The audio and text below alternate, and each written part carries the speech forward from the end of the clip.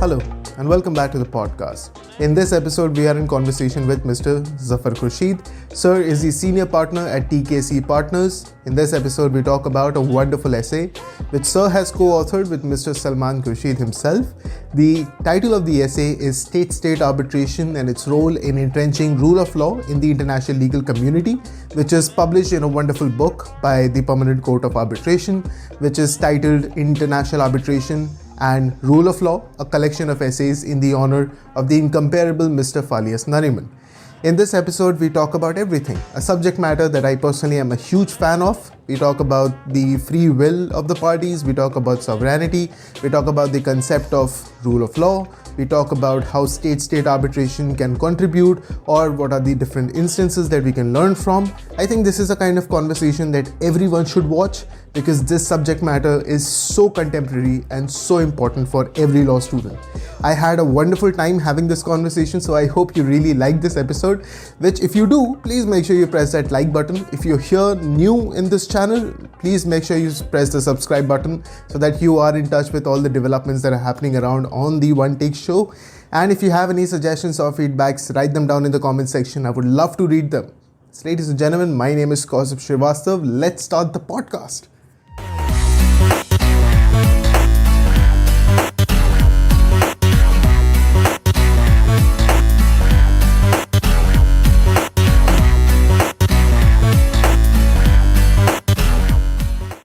Hello, so welcome to the One Take Show. I'm truly excited to have this opportunity to speak with you. I think the topic that we are going to cover, the state-to-state arbitration and the entrenchment of rule of law principles in the international legal community in itself, the title of the essay that you have co-authored with the ever-great Mr. Salman Khurshid.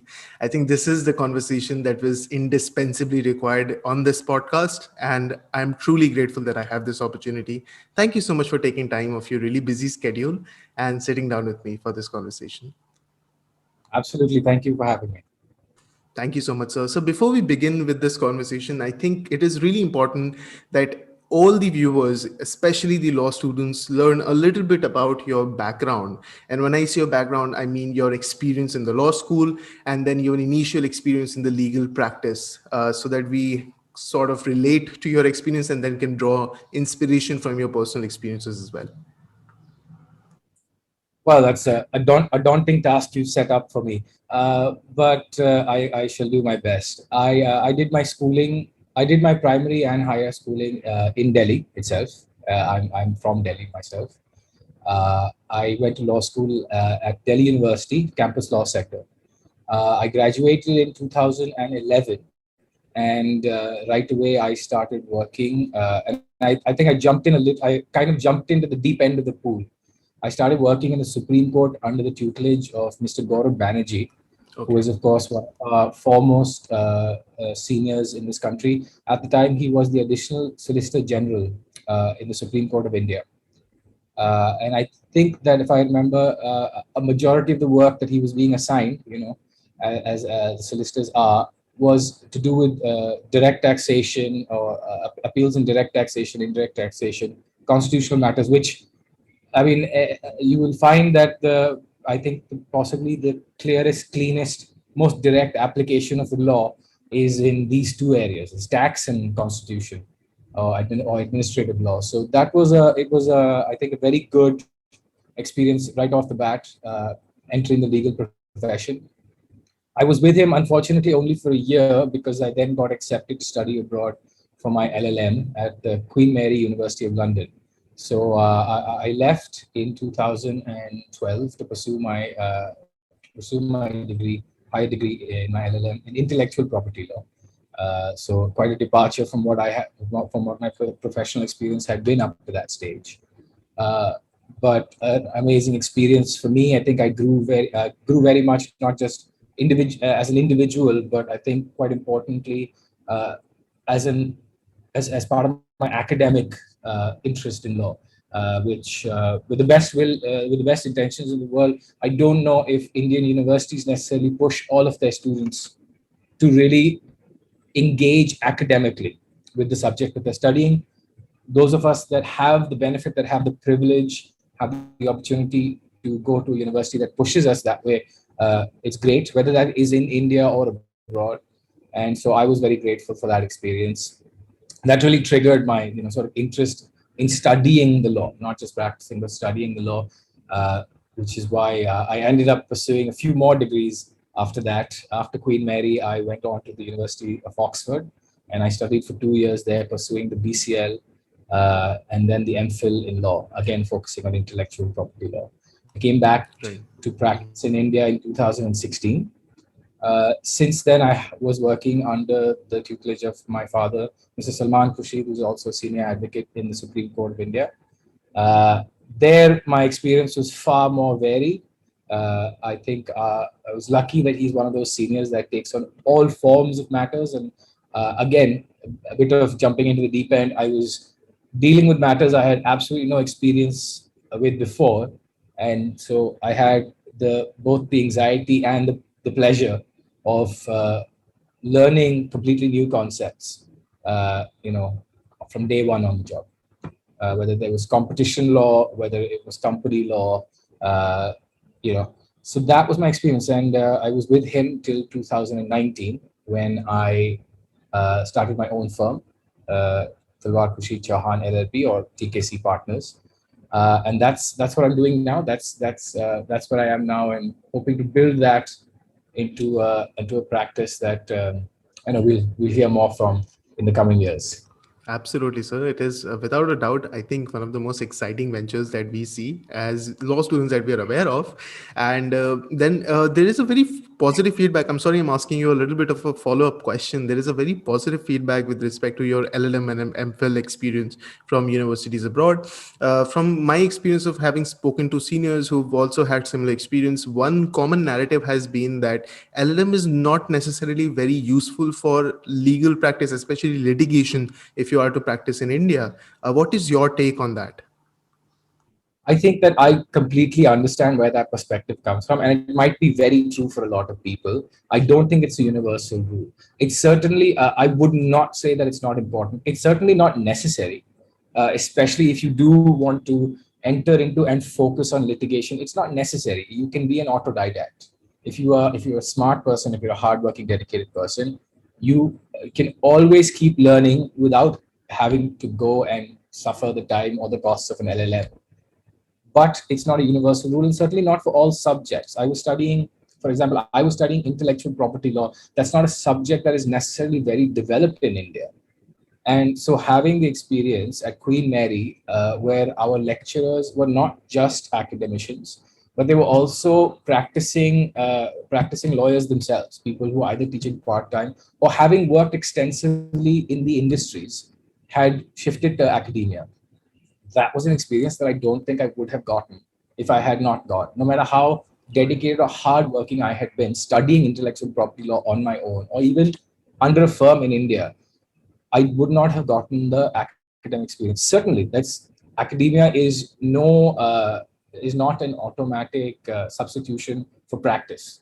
There are things that you will learn from day one in practice that you might never learn pursuing a higher degree, but both have an equal importance. You have to find what's right for your journey. Fair, fair. I think this is perhaps one of the most comprehensive explanations as to why we should make a choice and what are the things that we need to consider. But with that, I think I'll bring this conversation back to the theme of this conversation. I will read out the name because I dare not make a mistake. Here is the incredible book, International Arbitration and the Rule of Law, a collection of essays in honor of the incomparable Mr. Fali S. Nariman by PCA. And you've also co-authored, in fact, an essay which is included in this book, State Arbitration and its Role in Entrenching the Rule of Law in International Legal Community. One of the most exciting topics, my favorite by far, something that I really want to learn about.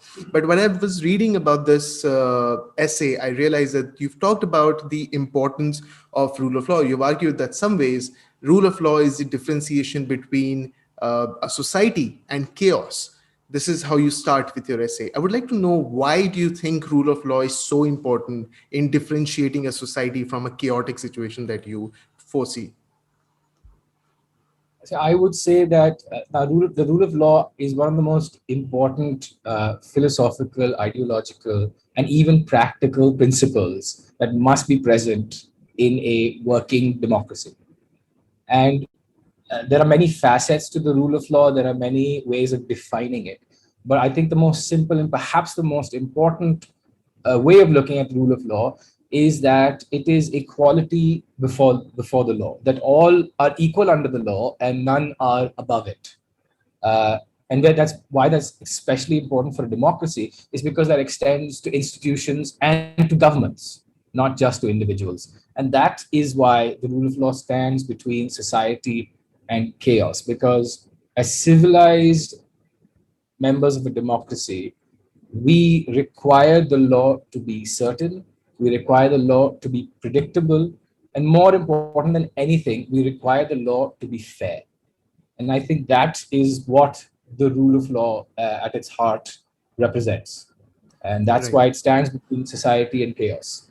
Right, right. So, and then there are two major follow ups that come out of this. You talk about, first of all, how rule of law is important and why it needs to be entrenched in the international legal community. And the second is how the state arbitration can facilitate that. So, we'll take the first one first. How and why is rule of law so important when we talk about the international legal community? We no longer live in a time where each nation was a world unto its own, and our involvement and our interactions with the rest of the world did not necessarily change how we thought of ourselves, how we saw ourselves domestically. The legal community, the community of man, and by man, of course, I mean it in the generic term of defining humans, not necessarily. I hope that does not betray too much of a male prerogative in my thinking, but the world of humans does extends to the globe. Maybe one day beyond the globe, but for now, just the globe. We no longer live in a world where we can think of ourselves just as our nation, unaffected by others, or indeed unaffecting others. How we conduct ourselves at home is often defined by how we conduct ourselves with the rest of the world, and how we wish for the rest of the world to conduct themselves with us. So being part of that community then means that that community must have rules, because just as at home we want predictability and security and fairness, we want that as members of the larger legal community, the global legal community. So that must mean that at some level there must be the rule of law in an international community as well. Nations here as individuals, where you and I must interact with each other knowing that I must respect your rights and you must respect mine, and there must be rules that help us define and respect them. In the same way, nations must also find those rules for themselves. Right, right. Absolutely. So, and now in this case, before I ask you about the free will and how the sovereign states can actually interpret that, I think the preliminary question here is how can state arbitration or this entire process, in fact, of dispute resolution aid in entrenching the rule of law? Conceptually, what was your idea behind this? Well, so again, now when I say that the rule of law has certain facets, key amongst them are certainty, predictability. Now, certainty and predictability can only come with practice. You must show that the law is certain. You must show that the law is predictable. Uh, Now, for a majority of the world, which is under the common law system, we understand that through the rule of precedent. The rule of precedent can become very important in entrenching the rule of law. Now, how that plays comes into play with international arbitration. I should preface this by saying that, as a general rule, in arbitral awards do not have binding value, do not have precedent value per se, whether that's in domestic arbitration or in international arbitration. So why do I say then that interstate arbitration can play a role in entrenching the rule of law? Well, because while it does not have binding value, it certainly can have persuasive value. Any judge, any arbitrator sitting in a dispute must apply the law before him. But how does he apply that law? To know the meaning of a law, he may always look to how forums before him have applied it. And that I think, is how the rule of law gets retrenched into in the international legal community through continued application of principles and hopefully consistent application of those principles in international arbitral awards from various arbitral institutions. Now, but that's one aspect. That at least is the substantive rule of law. There is also, to some extent, procedural rule of law, which again is very much stronger in the domestic context, but not entirely absent in the international context. For example, if we just come to the article that Mr. Khurshid and I authored as part of this book, we were focusing on two examples, uh, two very prevalent examples of arbitral awards that fell on one or the other side of this principle of an international rule of law: the Bay of Bengal Arbitration Award and the South China Sea Award. Now, both of these arbitrations were under Part 15 of UNCLOS, which is the United Nations Convention on the Law of the Sea, which has a mandatory dispute resolution clause as part of the package of UNCLOS. Now that means, because of course, as you mentioned, you sort of hinted at free will and sovereignty, and we'll get to that the next question or so. But the importance there is that nations agree beforehand that when a dispute arises between them, that they will go to a certain kind of dispute resolution, and then they will agree to be bound by the award that comes out of that dispute resolution process. In the same way, as members of a society, as part of being part of that society of a nation, agree that there are laws and that they will be bound by those laws, and then they will respect the judgment of the courts if they are ever in a dispute under those laws. So that is how international arbitration can can help develop or entrench the rule of law in the international community through international awards between states, because this is the key. Because it has to be between states, because states are the players, and at the international level, your building your primary player is a nation state. So there is only a rule of law in the international community if the nation states agree to be bound by certain principles, and then when the time comes, they put their money where their mouth is. Fair. So, and I think this is very important and raises a question around the intentions of the parties to actually arbitrate. I think in general arbitration, we look at UNCITRAL model law, or we look at other those legislations which have governed across the world. We see that the intentions of the parties to consensually agree to arbitration is very important, one of the founding cornerstones of arbitration. But when we talk about these sovereign states who have their own set of laws, their own priorities, their own intentions, there is diplomatic reasons, political reasons, and whatnot. Then, when we talk about the intentions of the parties, the free will of the parties to participate in an arbitration, how do we then translate the rule of law into this practice of including the free will of the parties? I think that actually at the international level, those two facets of the rule of law become even more in focus, even more key. Sovereign will, there must be free sovereign will to be bound by a rule of law in the international community. And it's sort of a chicken and egg situation. When if the nations agree that there is a rule, that they would enforce a rule of law, then the rule of law will be enforced. But for the rule of law to be enforced, the nations must agree for the rule of law to be enforced. So it's a bit of a chicken and egg situation, but it's certainly extremely key. Sovereign will is extremely key, and very often it can be a very delicate interplay, because at the end of the day, when a sovereign nation, say, ratifies the UNCLOS, the Convention on the Law of the Sea, they are, perhaps to a limited extent, perhaps to a greater extent, limiting their sovereign will, not their sovereignty, because of course that is a question that at any rate a tribunal under the convention can never go into, the sovereignty or the sovereign limits of a particular nation, but certainly the sovereign will, because ahead of time, a nation is saying that where I have a claim or I have a claim on certain rights, I will let this tribunal, which is nothing to do with me, decide, and then I will agree to be bound by that decision. So, to some extent, a nation state must let go of its sovereign will. And that is the key to arbitration, whether it's commercial arbitration, domestic arbitration, international arbitration.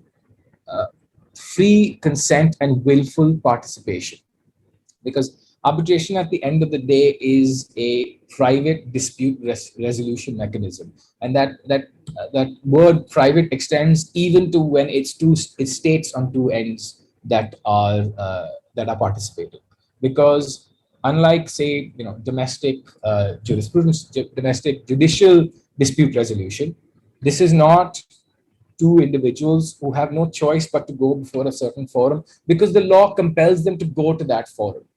And even though we can certainly go into the question of that also is by consent. We can go into the social contract theory, that the individual gives their consent to be bound by these rules in the bargain of being part of society.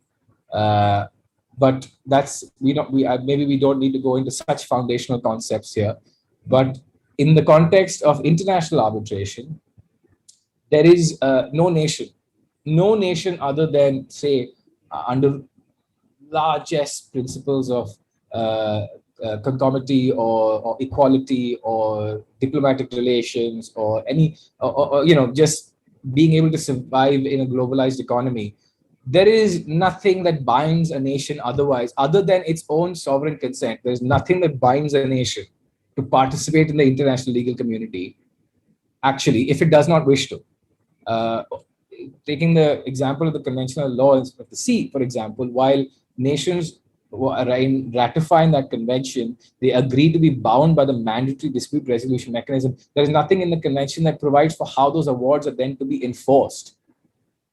So, apart from, of course, the traditional methods of enforcing your claims against another nation, which can range from economic sanctions, diplomacy, to harsher means, which may not find a place in a modern legal society. But if a nation, at the end of the day, we break it down to nitty gritty, if a nation does not wish to be bound by certain rules in the world, what can force it? I mean, Right. you can have some nations who like to bully other nations into saying, no, you must force this. And that bullying can come in many ways. Again, as I said, it can come in means of diplomatic bullying. It can come in the way of military bullying.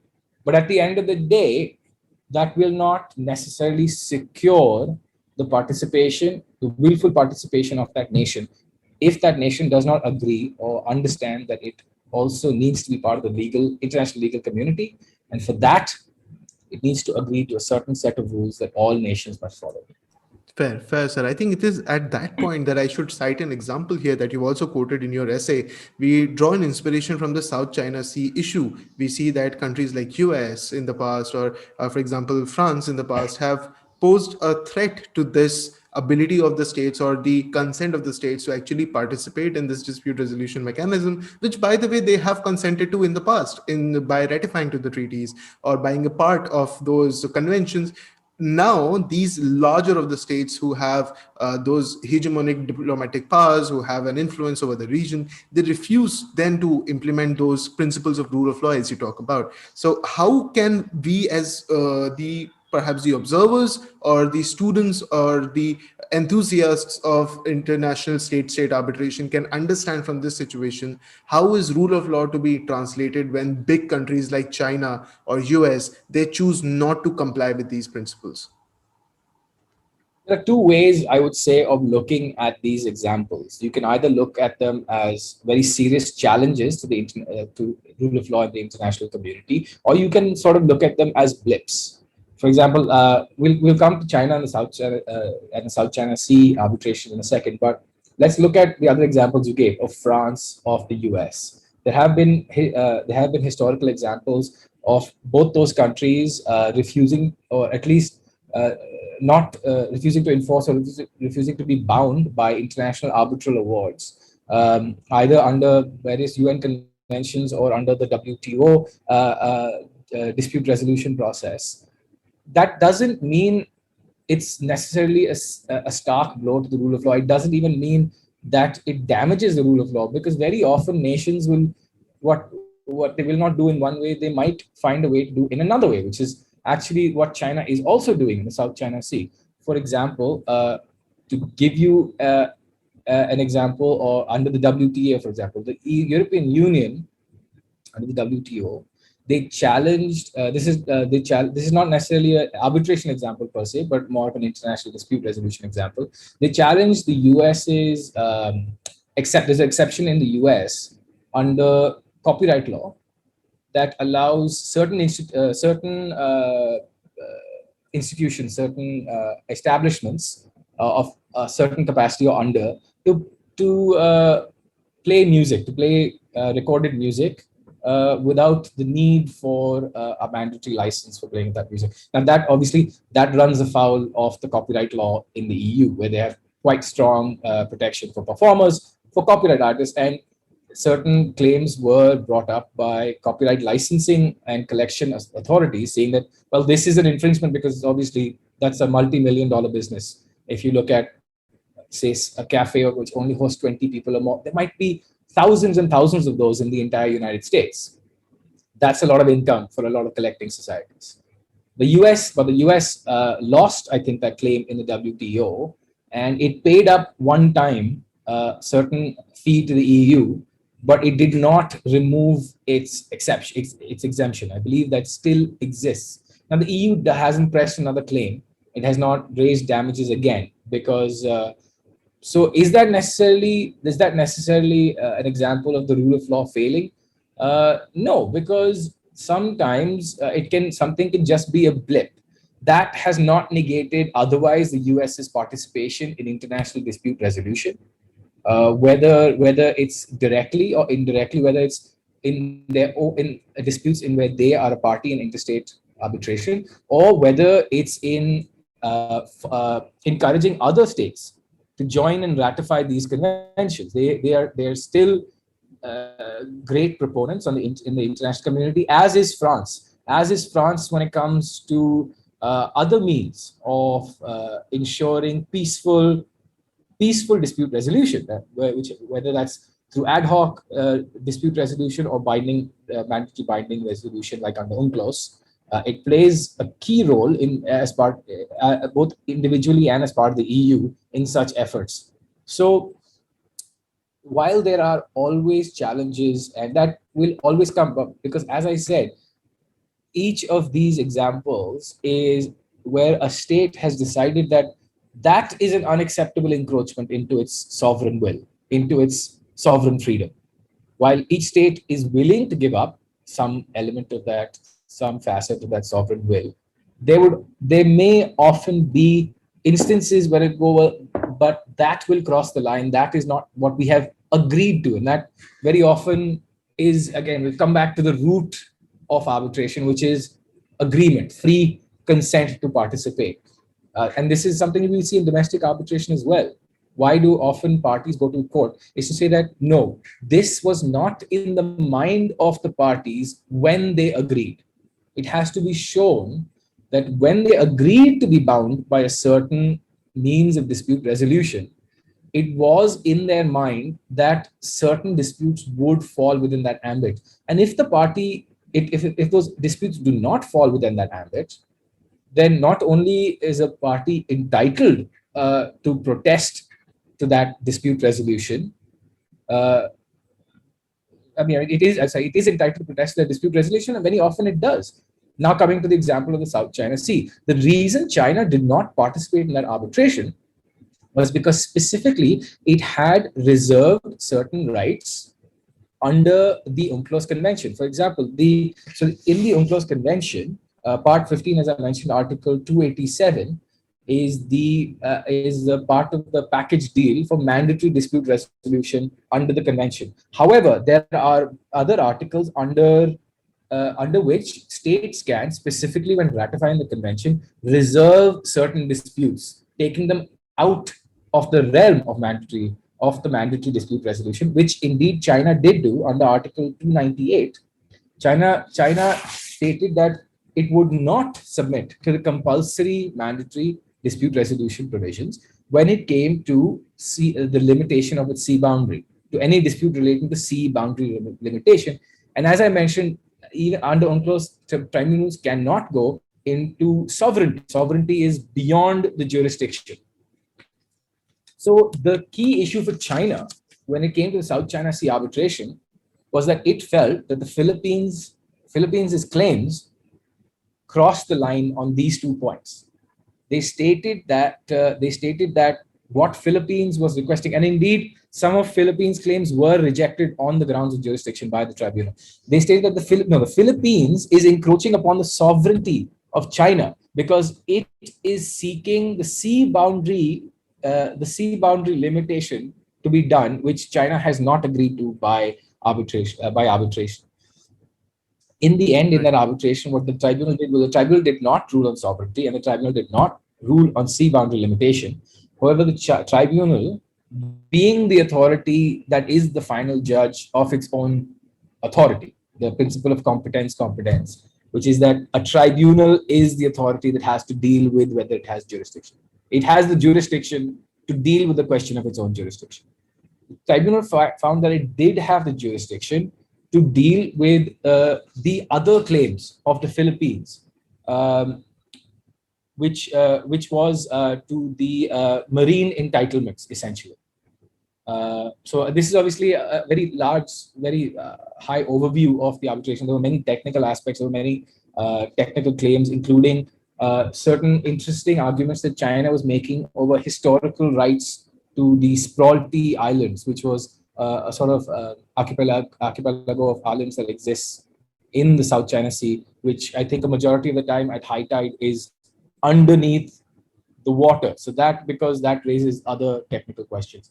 But why a lot of critics said that this was a challenge to the rule of law is because China refused to participate in the arbitration.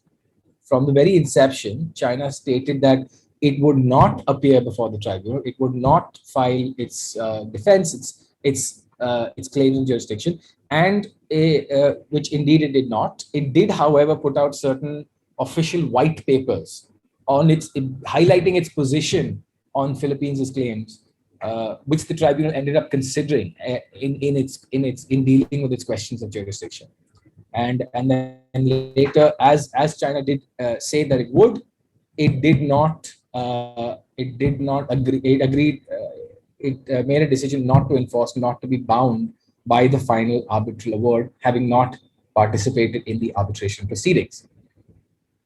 So we come to the question of, so then Philippines, it got to a great extent its claims. So we come to the question of enforcement, because the rule of law is an empty shell if at the end of the day, as you've mentioned, a large country just agrees, so what? I'm not going to do it. Well, that's where many things come in. That's where international pressure can come in, intellectual pressure can come in, academic pressure can come in. And China did face a lot of that. It did not necessarily respond by just showing aggression and strength and saying that we will not be bound by this award. It did actually, throughout the arbitral procedure and even afterwards, I'm not going to get into rhetoric. I know things between India and China are tense right now. So I'm not going to get into moral questions on what was right and what was not. I'm just going to talk about factually what happened. China put out a great wave of literature criticizing the mandate of UNCLOS, the structure of UNCLOS, and calling for a need for a change for dispute resolution, and calling for, very actively pushing for a accord of the South China Sea. It said that it was willing and it was open to speaking to all of the countries in the South China Sea for developing a new paradigm for how the rights in that area had to be modulated, had to be shared, It said that this was what it felt was a fairer way of dealing with this, rather than what it sort of indicated was a Western-led dispute resolution mechanism that the rest of the world had to get on board with in order to be a part of the growing legal community. It said that no, that a solution had to be found for the South China Sea that worked for the countries in the South China Sea. And indeed, after the award, while it has not recognized the arbitral award, it has often allowed the peaceful movement of fishing ships from the Philippines, from other countries that hinted at or did raise similar claims in the South China Sea, like I believe Korea, Vietnam. So, but however, of course, domestic domestic trends can very often change international trends. And this is not something that China alone is guilty of. India is guilty of this. The United States is guilty of this. The United Kingdom is guilty of this. So there are authors that have argued that this should be seen as an exception from China, because China still has traditionally and still is looking to actively participate in dispute resolution under other mechanisms under the WTO. For example, it is an active member of the UN, of the Security Council. It participates in the international community. So, from China's perspective, it had the moral obligation to object to this arbitration because it was infringing on its sovereignty. From the world's perspective, this was a blow to the rule of law because China, being a big country, decided it wasn't going to be bound by an award against it. But from a more detached perspective, we can see that China, while it's not bound by the award, is making some sort of diplomatic efforts. What one can just hope is those diplomatic efforts continue and don't oscillate between aggression and diplomacy, which, I mean, I don't want to criticize, but we have seen that can be the case with some nations. And unfortunately, like I said, unfortunately, when domestic trends lurch either to the left or to the right, it does impact international relations because those domestic leaders, those domestic governments make decisions which they feel are right for their sovereign state, but obviously have very far-reaching implications. Very recent examples from the US, when the US pulled out of the Paris Accords, that was a huge blow. The world felt that was a huge blow for the fate of the world when it came to environmental protection. And again, the Paris Accord also has certain provisions that the US didn't agree with, and the US felt that it was unfair to it. So there's always the two perspectives of this. There's the international legal community's perspective, and there's each nation state's perspective. That a nation state will always, to some extent, protect its own interests, and this is its prerogative and its duty. But just as individuals do, we let go of certain of our own rights to be part of a legal community, and to some extent, nations have to do the same. It only time will tell. History is very long, and only time will tell whether this is indeed a blip. When it comes to China's behavior, or indeed it could be a long-term challenge to the retrenchment, to the spirit of the rule of law in the legal community. Fair, sir. And I think what you talk about, the domestic conditions influencing the foreign relations, especially the international activity of the countries, we see that during Donald Trump's period in the United States, we saw the economic nationalism sort of taking place in US, where they had a lot of such activity in the international realm as well. But we talk about the dispute resolution. This is one example I would like to know from you, whether you're still optimistic about this or not, is when United States literally fractured the WTO Appellate Body and this entire Appellate Body crisis that took place, where they refused to nominate members to the board, and all of this entire situation arose where all the parties to WTO were involved, also affected. People were talking about whether World Trade Organization is losing its relevance or not, and how big of an impact does US have in that. So when we talk about these big countries, not just not participate in these processes, but also in a way fracture the possibility of such processes. process. How do we see then rule of law being applicable here? Is it being saved? Is it again to be considered a blip or something that is potentially a challenge in the near future? I think that we must always be vigilant. As I say, eternal vigilance is the cost of freedom. And so we must always watch and be careful and take such threats, such challenges rather seriously. However, as I said, history is very long and has a short memory. There have been such challenges in the past as well. I mean, it wasn't just Trump. Even the Obama administration, for example, blocked certain appointments when there were vacancies in the WTO panel. So this is not the first time it's happened. It's not the first institution with which it's happened. For example, even under the UN, the Security Council with its veto powers very often does block some very, I don't know, needed or at least called for measures because of what their domestic trends might be dictating for their perspective in the international community. But I don't know. I suppose that we should always be optimistic, uh, cautiously optimistic. I think I always live by the motto that this too shall pass, but it does not pass on its own. It requires hard work, and it requires all of us to do the things that are needed to correct the faults that have been made. The world has in the past historically has seen drastic lurches to the right, and there's been great fallouts from that for the world, and we learned from those mistakes. Unfortunately, sometimes it seems that we are doomed to repeat them in order to hopefully learn again.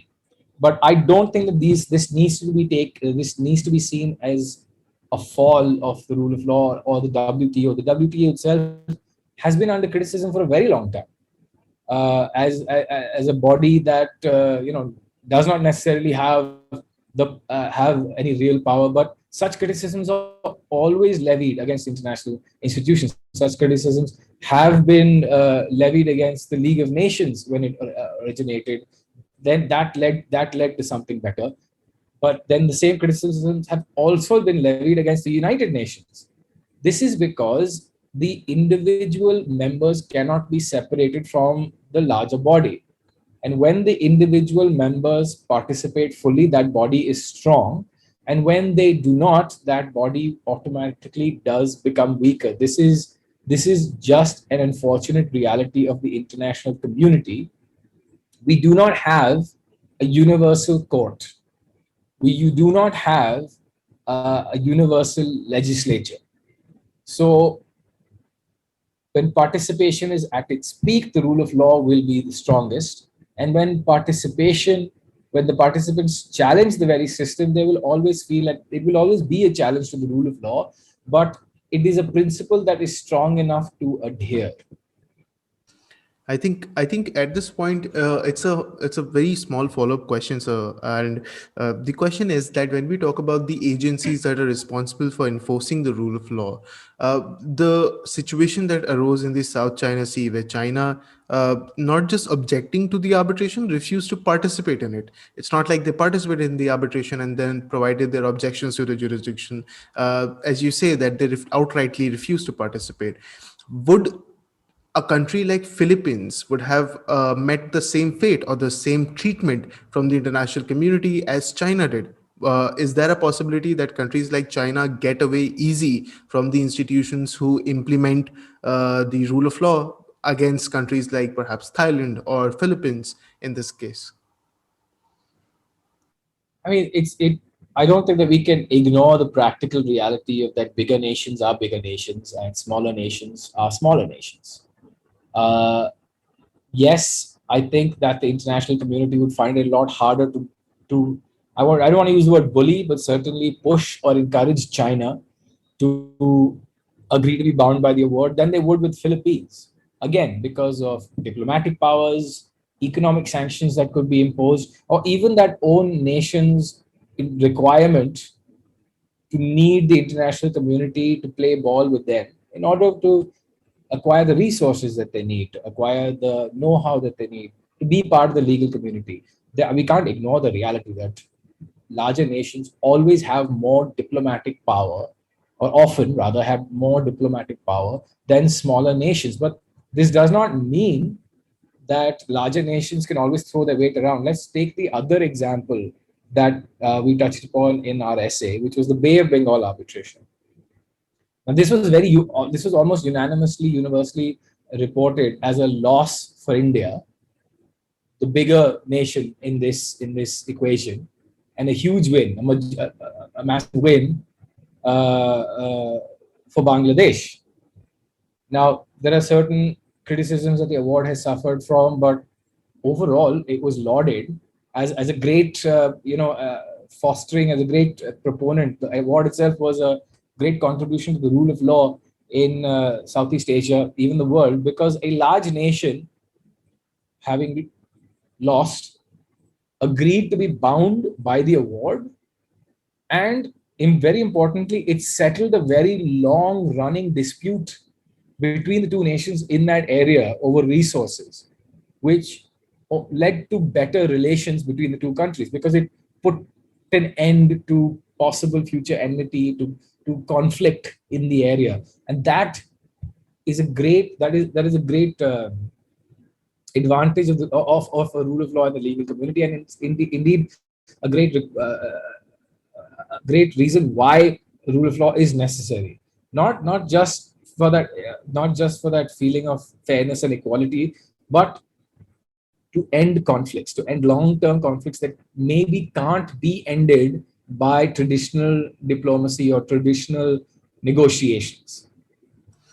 Right, sir. And I think at this point, since you mentioned the Bay of Bengal arbitration, in your essay, you've talked about a juxtaposition that is created by Dr. Rao's contention of scope of equity or the equitable principles with the alleged gray areas that were created by this Bay of Bengal arbitration. What does this mean for the application of rule of law? Is there a juxtaposition, or the principles of equitability are also translated through this award?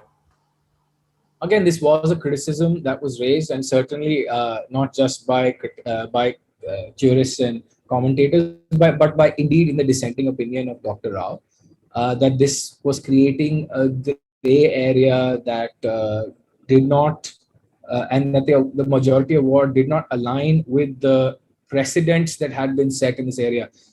But as I said to you, there is no rule that that arbitral tribunals have to be bound by the precedent, by how other tribunals have applied certain rules or certain laws. But of course, they have great persuasive value, and optically or practically for the rule of law, it's important that there is consistency in the application of the same principle.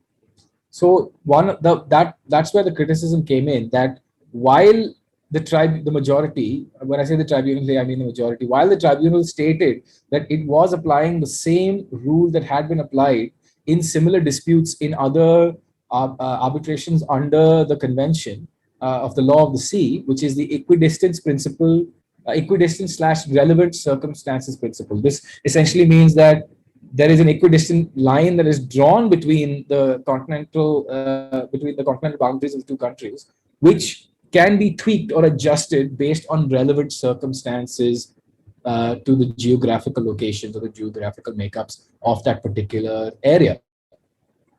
Now, this is the same rule that was applied in other arbitrations, and they rejected Bangladesh's angle bisector method, which is what Bangladesh had suggested.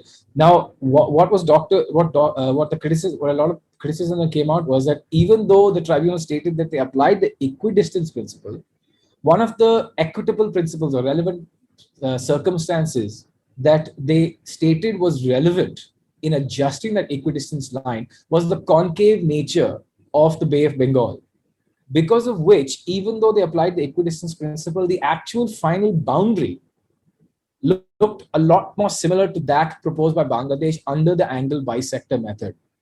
So this, I mean, what domestic jurists will be familiar with, this is a situation where a court applies the law, which is binding precedent, but then states, but we must distinguish on facts. So it can seem like the final result is going against the precedent that has been set for the court, for the tribunal. However, there is a great discretion that this word equity can bring into circumstances. And it was generally accepted by many that while these criticisms of the gray area being created and the one principle being applied, but the end result looking like something else, while these criticisms are there and do stand, there is, and certainly India itself in accepting the award showed that it was an equitable award, that the result in the end was equitable and for the two parties. So one cannot eliminate the need, the requirement, and the possibility of equitable principles playing a role in such decisions, because at the end of the day, right, India accepted the award because it felt it was fair. To some extent, it's not just because they were bound; they also did it because they felt it was fair, which goes a great way. Both parties feeling like it was basically a win-win solution, even if one party technically lost, goes a great way towards actually for that award actually being respected, not just in the immediate light of that award, but in terms of the long relationship and diplomatic relationship between those two nations. So, that's the if I may just I'll just elaborate on what the gray area was. This possibly is a more problematic instance or sort of invention of this particular tribunal. This is not something that had happened in tribunals prior, which is what Dr. Rao had also highlighted. Is that because of the particular adjustment of the equidistance line that the majority instituted, essentially it created a situation where one state held the rights to the exclusive economic zone, that is, the rights associated with the actual water column, whereas the other primarily held the rights associated with the continental shelf, that is the rights associated with the seabed. So it was essentially because that, again, now the tribunal found that this is what had to be done because of the particular nation, because of the particular structure of the Bay of Bengal, the concave nature of the Bay of Bengal. But essentially, it literally created a situation where their rights were overlapping, where one nation's rights were extending to the seabed while the other nation had the water column above it. So this, of course, is a gray area because essentially, again, there's an overlapping of those rights. But provided both nations agree to be bound by the award, there is no need. This doesn't necessarily set a binding precedent, as we discussed, because this is what was equitable, what was required in applying the principles to this case. Now, yes, while this obviously opens the door for such a gray area being created in other arbitrations and under other awards as well, it by no means mean that it will happen or it must happen, because tribunals can always disagree on what are the equitable principles or what are the relevant circumstances in the next dispute that is being adjudicated. So I don't think that it's necessarily a huge issue, a troubling issue, because gray areas, again, they can be blips that they don't necessarily set a trend. And at the end of the day, at least in principle, the tribunal applied the same principles that had been applied by tribunals before it, and thus they acceded to at least one of the facets of rule of law, which is certainty or consistency. In principle, maybe not as much in practice. Right. Perfect, sir. I think this is so comprehensive that I actually need to watch this episode at least twice to make my own notes when I'm sort of trying to understand all of these wonderful, wonderful things that we've talked about. I think my last question, or perhaps sort of a remark that I would like from you, is the request from you, in fact, is that when you can please tell me what other possible avenues can you imagine when we talk about rule of law in an overview sort of a context? What do you see, and how do you see state arbitration entrenching rule of law? There are many options that have, I think, been hypothecated, been discussed by various jurists, even by various states over the course of the years. The idea of an actual international court, a binding international court with a much larger mandate than the current ICJ, for example. But again, that has to depend on the cooperation and participation of the nations. And while it's a wonderful theoretical concept, it would be very difficult in practice, because nation states, understandably, and not just because of current their own current domestic trends, but also because of how because they now even have the advantage of seeing the history of modern international dispute resolution and binding dispute resolution, and they feeling one way or the other about it, but they have that experience. And so, can we say that any nation, India, for example, will sign up to be bound for the next 100 years under principles that might exist today, or under an understanding that might exist today, and still be bound even if that understanding changes, even if those principles evolve? Because the thing about a binding dispute resolution clause is that the clause survives even if the interpretation of the convention itself changes over time. To a great extent, that is what happened for China. That is what China felt, and that's why China chose not to participate. It's because it felt that the Convention of the Law of the Sea had, the interpretation of its provisions or interpretation of its articles has gone well beyond what it agreed to be bound to when it ratified it. So that is always going to be a challenge. But I think there's no real solution. There's no real alternative to consistent participation by nation states. Right. And that just has to depend on all of us, on each of our countries consistently participating in the international community, and hopefully that feeling of community just building rather than retreating. Right. Perfect, sir. Absolutely. I think this is perhaps the richest, most comprehensive conversation that I've had, and not just on this podcast. I think I've had a wonderful time speaking with you, sir. Before we close this conversation, do you have any closing remarks for our viewers who've learned so much from this episode already? Oh gosh, my only remarks would be: don't feel like you've learned enough. There's a lot more to be read on this topic. Obviously, paucity of time. You and I have had the opportunity only to cover even topics that we have very briefly in overview, and we may have the advantage of having done some background reading or having personal experience dealing with the subject.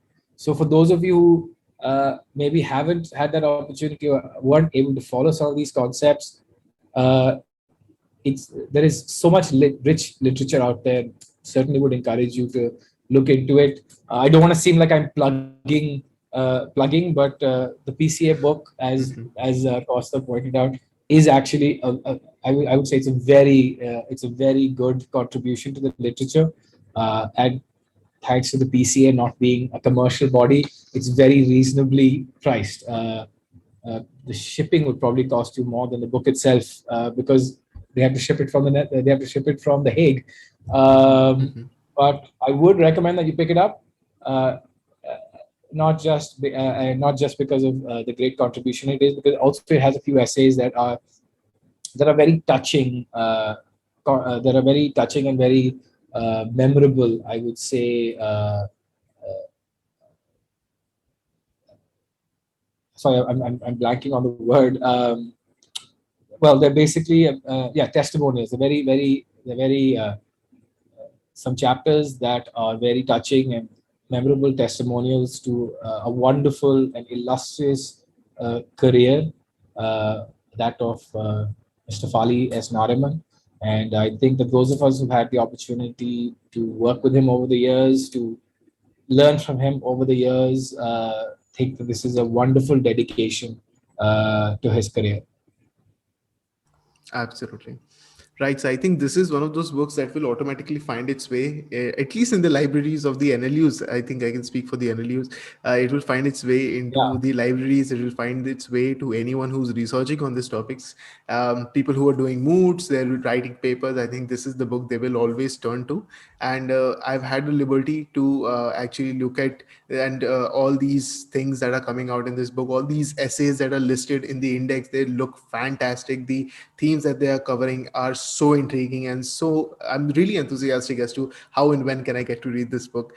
And I truly believe that every viewer of this podcast really had a wonderful time listening from you, learning about this subject matter, and perhaps will be more and more intrigued to learn more about this subject matter, will be curious, and will definitely celebrate this subject matter.